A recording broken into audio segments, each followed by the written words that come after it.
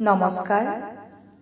সুধা কণ্ঠ ভূপেন হাজৰিকা দেৱলৈ শ্ৰদ্ধা নিবেদি আবৃত্তি কৰিবলৈ লৈছোঁ শ্ৰদ্ধাৰ ৰূপক মজুমদাৰ দেৱৰ এটি কবিতা। কবিতাৰ শিৰোনাম সৃষ্টিৰে অনন্য অমৰ সুধা কণ্ঠ।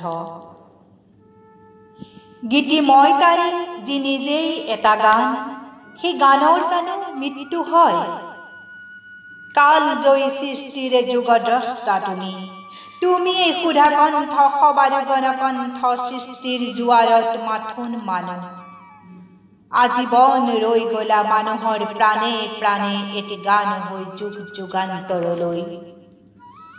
কি যে তোমাৰ গীতৰ ভাষা, সুৰৰ জংকাৰ অনুপম শব্দ শৃংখল বৰ্ণ বিন্যাস ধ্বনি ব্যঞ্জনা অপৰূপ অপূৰ্ব।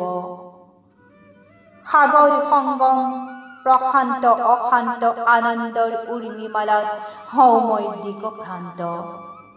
বিশ্বশিল্পী অমৰ শাশ্বত, আশৈশৱ শিল্পী সত্তা প্ৰাণত তোমাৰ গুৰুজনাৰ বন্দনাৰে অবিৰত যাত্ৰা। ক'ত নাই তুমি?